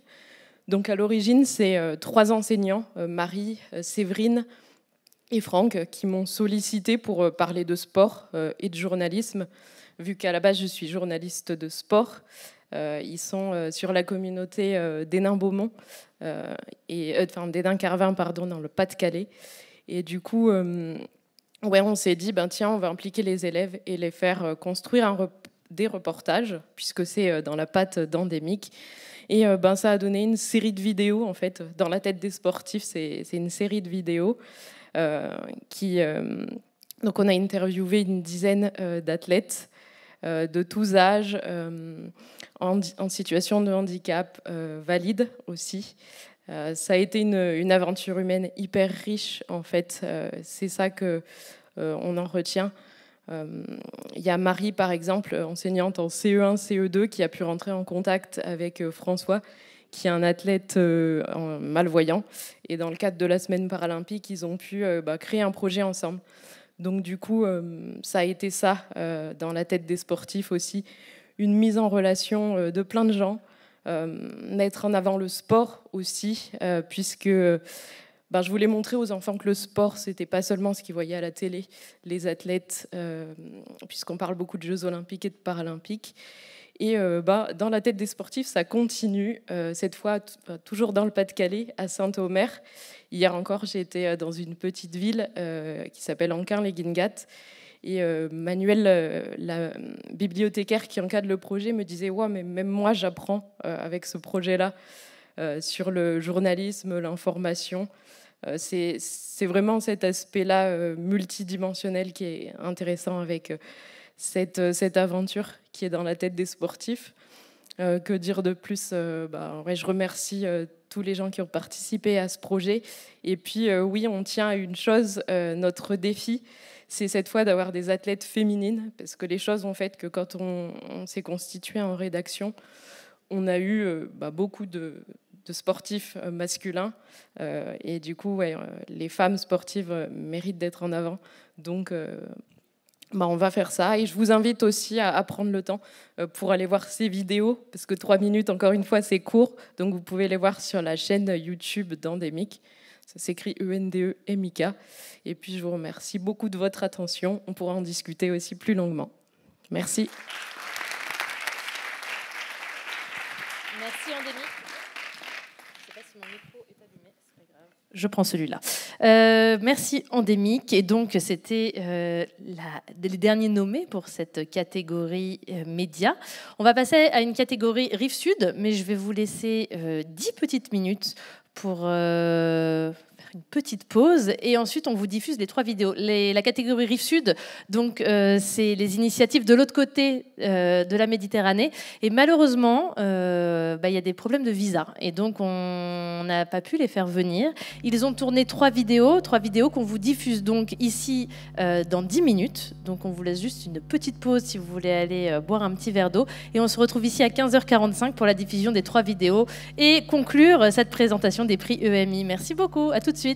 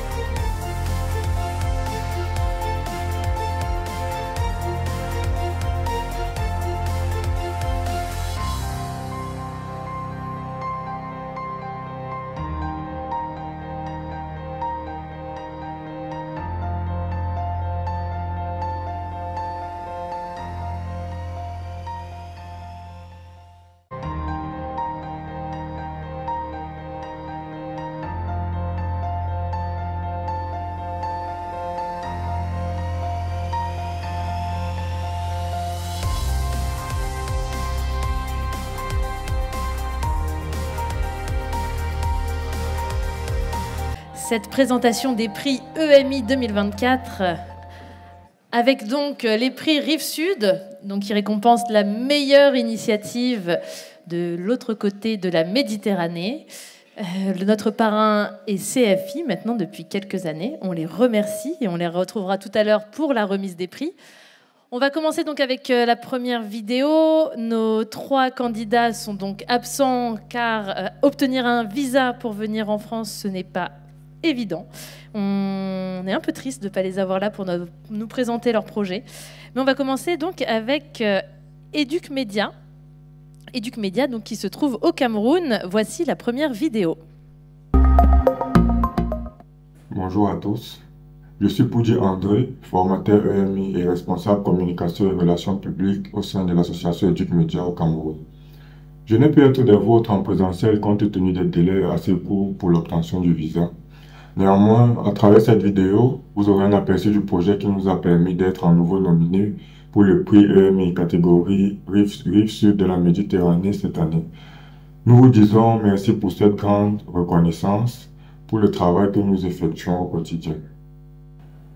En effet, le projet que nous avons soumis cette année est dénommé Projet PBF, multiculturalisme et promotion du vivre ensemble chez les jeunes. Il a consisté d'une part à produire un guide de formation EMI à l'attention des jeunes en contexte post-conflit multiculturel et multilinguistique, avec un focus sur les moyens d'identification et de lutte contre la désinformation et les discours de haine en ligne et hors ligne. Et d'autre part, à organiser et animer 2 sessions de formation à destination de 40 jeunes élèves et leaders de mouvements de jeunesse en éducation aux médias et à l'information, aux fins de prévention contre les discours de haine, la promotion de la consolidation de la paix, du vivre ensemble et du multiculturalisme au Cameroun. Cette formation s'est tenue dans 2 pôles, à savoir le pôle ouest dans la ville de Bafoussam et le pôle littoral dans la ville de Dibon-Bari. De manière spécifique, il a été question pour nous de doter ces jeunes de compétences EMI et en montage de projets pour les préparer à une compétition nationale pour laquelle nous avons élaboré le plan d'organisation et de déploiement. Elle visait à primer la meilleure activité EMI réalisée par les jeunes bénéficiaires de la formation. Dans cette optique, nous avons présenté et expliqué aux jeunes l'éventail d'activités et de ressources dont ils pourront s'inspirer, parmi lesquelles le prototype de jeu sérieux MIL Justice League Toward the Harmonious Digital World, conçu par Educ Media et qui a été lauréat au Global MIL Youth Hackathon 2023, organisé par l'UNESCO. Ce jeu d'aventure nous fait naviguer dans un environnement truffé de pièges, des désordres informationnels, avec des moyens de les prévenir et de les contrer. Il peut être utilisé comme outil de sensibilisation pour différentes cibles et dans divers environnements tels que les environnements scolaires, extrascolaires, professionnels et associatifs.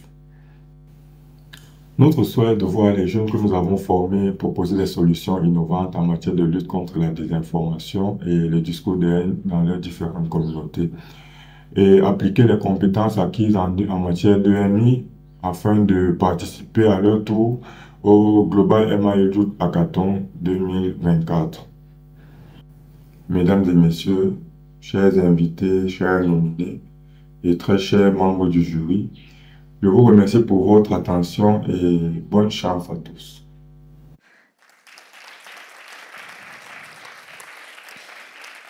Donc c'était Educ Media Cameroun qui était donc nommé déjà l'an passé et, si je ne dis pas de bêtises, qui ont remporté le prix l'année dernière. On va continuer au Cameroun, cette fois avec Digi Educ Civique.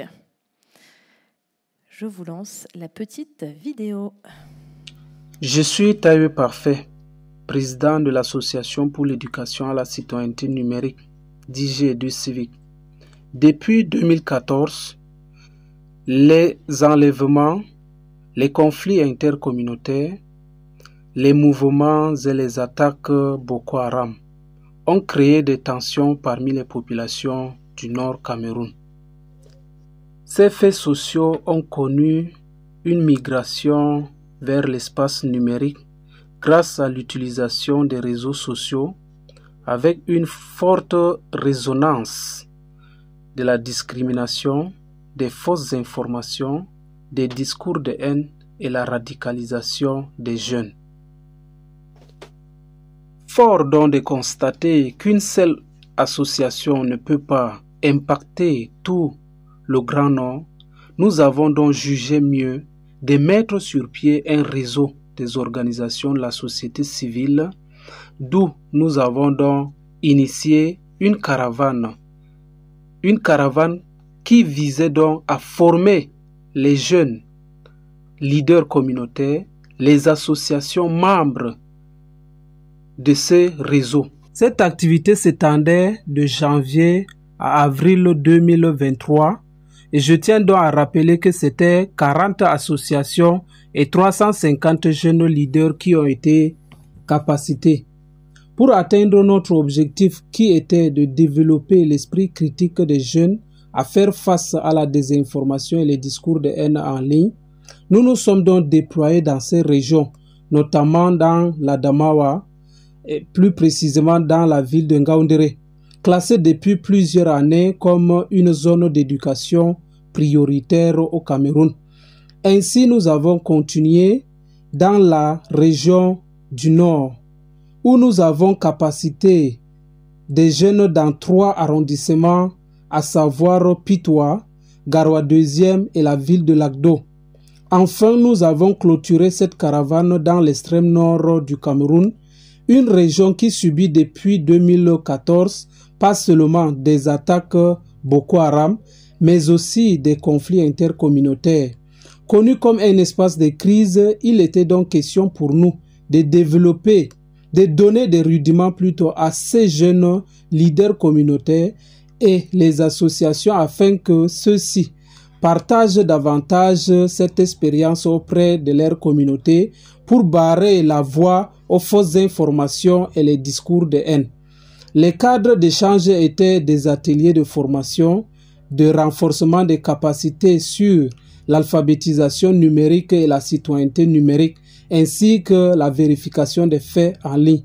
Ces cocktails d'activités nous a donc permis d'impacter plus de 11 000 personnes en ligne et hors ligne. Merci.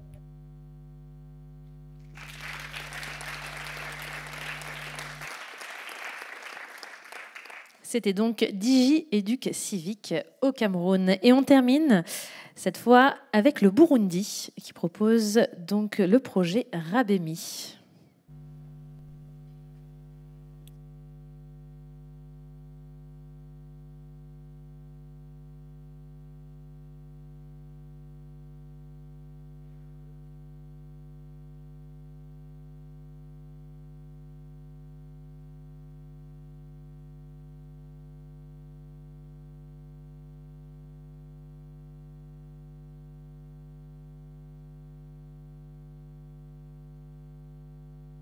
Je m'appelle Mélan Seraposé et je représente la plateforme Rabemi. C'est la plateforme des associations burundaises actrices en éducation, médias et information. Nous avons été sélectionnés à participer au prix EMI 17e édition de cette année 2024. L'initiative que nous avons présentée consiste à créer des clubs EMI dans 4 universités du Burundi. Là où nous avons travaillé dans ces 4 universités, nous avons pu toucher plus de 1200 étudiants. Et cette année, nous allons poursuivre les activités avec l'école secondaire, mais aussi avec l'école primaire, pour que l'éducation aux médias et information soit une stratégie qu'on puisse utiliser pour l'édification d'une jeunesse burundaise à la hauteur de surmonter les défis contemporains. À la fin, vu l'importance de l'éducation aux médias et information dans ce monde actuel, nous avons plaidé pour que l'éducation aux médias et l'information soit intégrée dans le cursus scolaire, pour qu'elle soit enseignée au même titre que les mathématiques et le français. Actuellement, nous travaillons ensemble avec les partenaires. Il y a les partenaires étatiques, comme le Conseil national de la communication et le ministère de la communication, des médias et des technologies de l'information. En rapport avec les partenaires internationaux, nous travaillons avec l'UNESCO, basé ici au Burundi, qui nous appuie au niveau technique mais aussi au niveau des questions de financement. Mais actuellement, ce n'est que des initiatives, il n'y a pas de projet que nous sommes en train de mener par rapport avec la promotion de l'éducation aux médias et information dans notre pays. Rabemi regroupe 22 associations burundaises activement engagées dans la promotion de l'éducation aux médias et information afin de lutter contre la désinformation et la propagation des discours haineux en ligne et hors ligne. Si nous parvenons à remporter le prix, ça sera un succès pour nous, pour montrer aux autres que notre initiative a une grande portée, que ce soit au niveau national et international.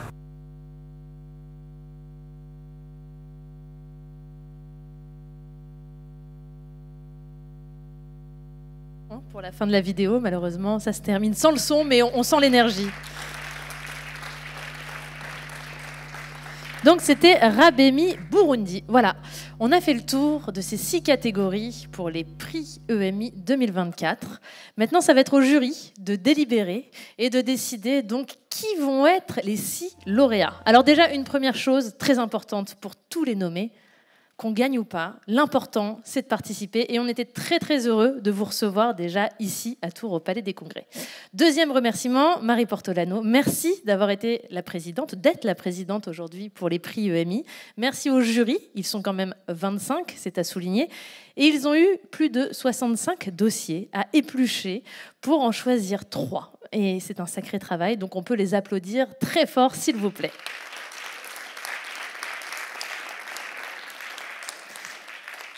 Un petit mot aussi pour vous parler d'un site qui fait partie de l'association Journalisme Citoyenneté, qui s'appelle mediaeducation.fr, parce que pour Journalisme et Citoyenneté, depuis toujours, l'éducation aux médias et l'information, c'est une priorité, c'est très important pour nous. Et donc on a ce site qui essaye d'être la plateforme référente de tous les acteurs de l'EMI.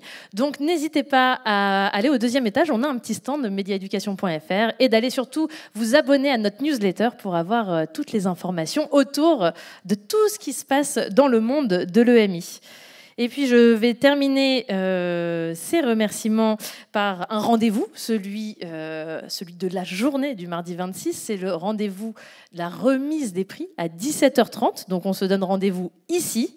Nous, avec le jury, on va partir en salle 1. Notez-le bien, le jury, pour la délibération. Donc entre 4 murs, on va décider qui vont être les lauréats.